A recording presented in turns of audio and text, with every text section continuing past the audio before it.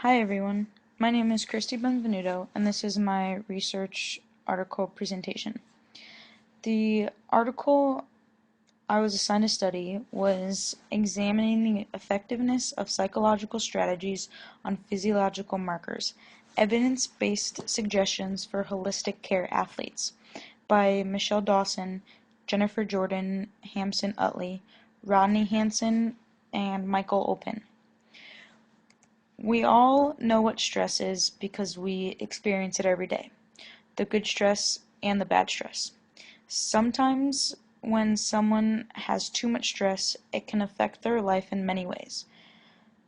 Too much stress in one's life has been linked to health issues alongside depression, anger, and anxiety. Athletes are very susceptible to stress because they have to perform for their spot on the field or the court, the stress of everyday life outside of athletics. They have to uphold their reputation to fans for professional athletes in the limelight, and collegiate athletes also have to deal with school and the stress of graduating on time, not just to fight for their spot or their sport. This study focuses on helping those athletes who experience high stress levels for many different reasons to relax. Before we get started with the article review, a few terms we should focus on in this study are cerebral cortex, hypothalamus, adrenocorticotropic hormone, and cortisol. The cerebral cortex is an outer layer of the cerebrum composed of gray matter and plays an important role in our consciousness. The hypothalamus coordinates both the autonomic nervous system and the activity of the pituitary, controlling body temperature, thirst, hunger, our sleep, and even our emotional activity. Adrenocorticotropic hormone is the hormone that secreted by the pituitary gland and stimulating the adrenal cortex. Cortisol is the main term used throughout this study and helps us measure our level of stress. Cortisol is a naturally occurring stress hormone in the body and is associated with the fight or flight response. When someone experiences stress, the cerebral cortex and the hypothalamus initiate a reaction that releases adrenocorticotropic hormone. This hormone stimulates the adrenal cortex, resulting in the release of cortisol. When you have higher levels of cortisol, your stress is raised. The purpose of this study was to test the stress levels of athletes based on their cortisol levels using psychological strategies. Research has shown that a lowered level of cortisol is related to low stress. When an athlete has a lot of stress, it can affect their performance, recovery time, pain, and re-injury anxiety.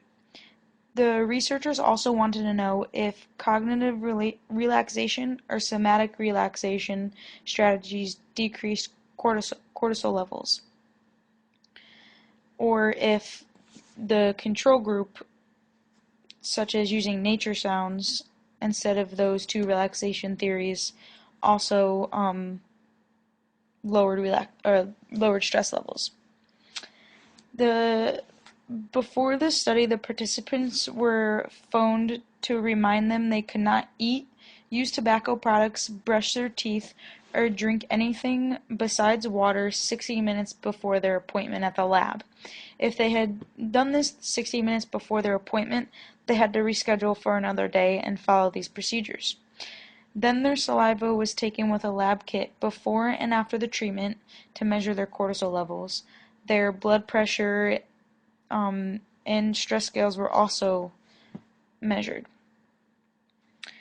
During the study, 97 undergraduate students participated in the research, ranging from 18 to 46 years old. 33% of the participants were male, and 67% were female. Most participants also had little to no previous experience with guided imagery relaxation, or somatic relaxation. They could not use injured athletes during the study because of the time constraints and the lack of injured players that they couldn't find. During the research, the participants were randomly assigned to one of three groups: a control group, a cognitive treatment group, or a somatic treatment group. A somatic relaxation is a psychological strategy that uses breathing exercise, whereas cognitive relaxation uses imagery to relax the mind and body. And this also helps focus in on past, current, or future images in the mind of the athlete, seeing themselves perform and succeed in their action. The somatic uses the breathing exercises. The control group also listened to nature sounds. Alongside this, they used a stressometer, perceived stress scale, heart rate and blood pressure, and saliva to measure their participants' cortisol levels. The results of the study found that the participants who were placed in the cognitive and somatic relaxation groups had lower levels of cortisol and stress than the control group, but they did not differ from each other. This shows that either cognitive or somatic relaxation techniques are both beneficial.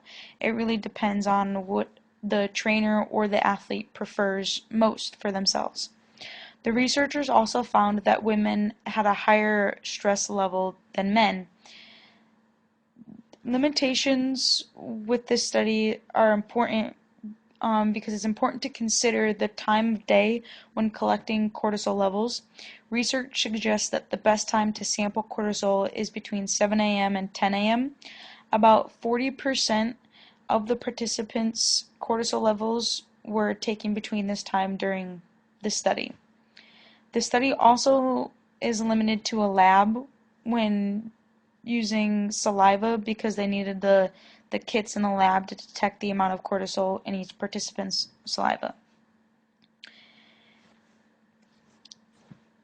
In the study, they wanted to use this research to educate athletic trainers on the impact stress levels can have on athletes. Using this research in an athletic training room to implicate cognitive or somatic relaxation training can allow athletes to relax while playing, reduce their pain, and prevent injury because of anxiety.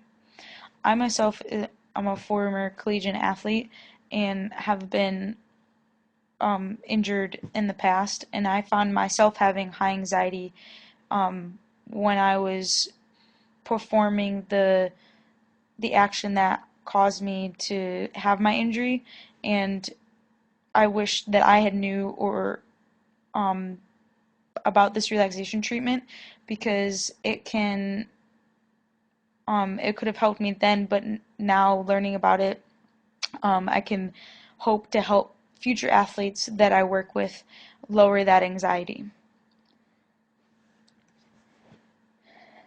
Not only can athletic trainers use this to help athletes in recovery of an injury, but this research can be implemented before injury occurs or as an overall stress reliever to help improve performance. When an athlete is stressed out and cannot focus properly on their game, their performance will decrease. Cognitive and somatic psychological training can help athletes regain focus and maintain or increase their performance. I believe this can slightly help reduce injury as well, because they will be focused on their performance and their body movement during play instead of their mind being somewhere else and then not being focused. Athletes are not the only ones limited to this relaxation therapy. This would be very beneficial to anyone who has stress problems, anxiety disorders, or even anger problems out in the real world.